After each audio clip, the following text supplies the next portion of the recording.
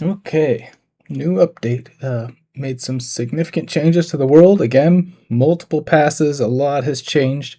I'm no longer just doing procedural noise. There are pre-baked height maps mixed in now, but they are procedurally placed. And there's also a vegetation system, which you'll see in a second. There you go. The trees pop in.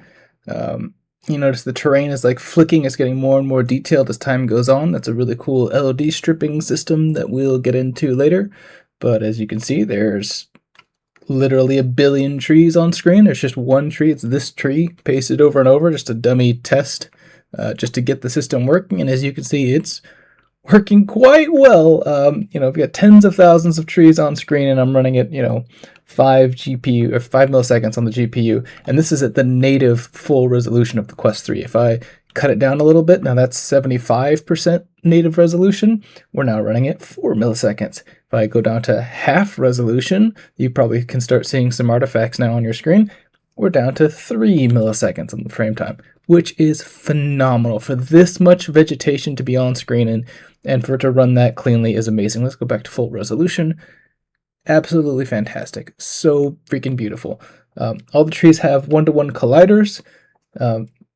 Just like this, you can see it, right? It's full one-to-one collider. Everywhere you see geometry, that's a collider, except for the leaves. I didn't put colliders on the leaves, just the trunk and the larger branches. It's fully climbable. Every single tree that you can see out here is just like that.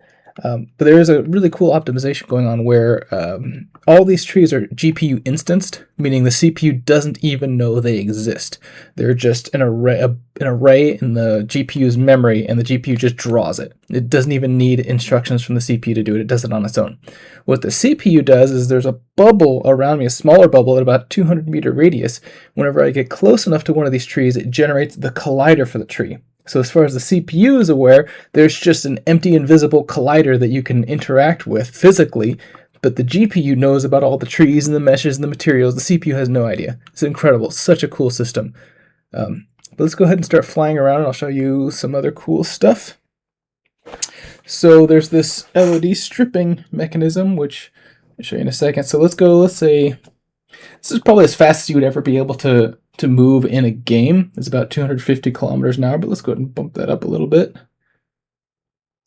Get to about 500 kilometers an hour. Yeah, close enough. So now we're going about twice as fast as you would ever reasonably expect to be able to go in a game. And the CPU is, 58% utilized. It's not breaking a sweat. It's able to handle traveling 500 kilometers per hour, not even breaking a sweat. No issues whatsoever. The train's keeping up, the colliders are keeping up, the trees are keeping up, everything's keeping up. So let's go ahead and break it. Let's hit Mach 2 for a second and see what happens. Now you can see we're sort of getting to the outside edge of the world. So the terrain generator is entering a panic mode where it's doing what's called LOD stripping. It's stripping out the high detail terrain, and it's just generating the low detail terrain. The minimum terrain that it needs in order for the player to not fall through the world is what it's generating. And then same with the vegetation. The vegetation starts catching up as the terrain starts backfilling, and it says, oh, I've got enough open jobs, I can go ahead and start queuing other things.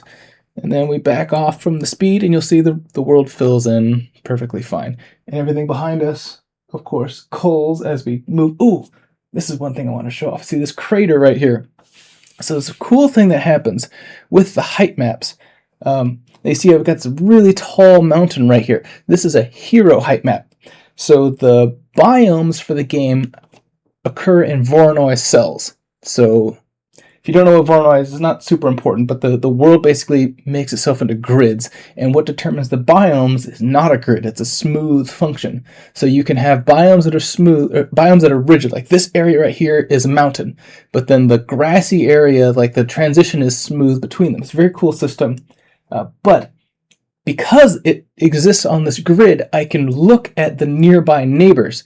And so, for example, where this mountain spawns, it looked at all of its neighbors and saw all the neighbors were this red mountain biome. So it chose a really high detailed, really cool height map to spawn with, this pre-generated really cool height map.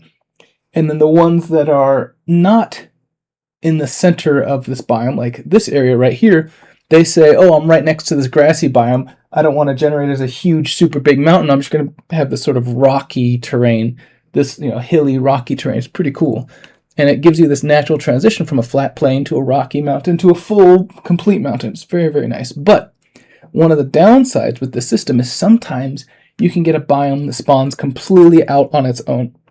Now, typically, you run a function in the background that checks and finds these and purges them and replaces them with a different biome. But rather than doing that, I did something where if a biome is out on its own, it will spawn a special height map. So, for example, this is the mountains, and the mountains, when it's out on its own, will spawn as a crater. So this you could put like some special metal that you could mine at the bottom, or whatever, a meteorite, just something cool, or maybe even nothing, just something interesting the player could come up on and be like, oh, that's interesting. Maybe there's a bandit camp in there or something. But I turned something that would be a bug or an unwanted feature into something interesting, and all the biomes can do that. Every biome, if it spawns on its own, can spawn one of these unique maps. But anyways. Let me go ahead and show you. All these trees do, in fact, have colliders, even though, we're a million miles away from the start of the world. We can bump into this tree, and boom. Yep, everything has a collider. It's fully interactable. Everything's working as intended. You saw the LOD stripping.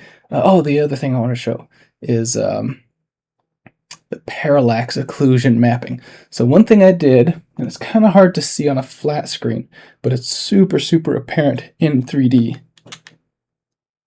There we go. Is this ground.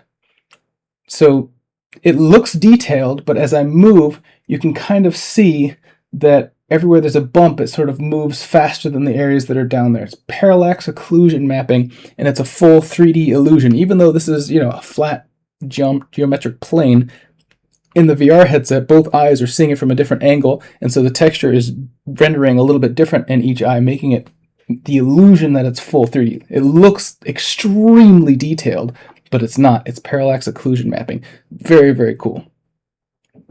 So, I guess that's about it. I can't think of anything else to show off.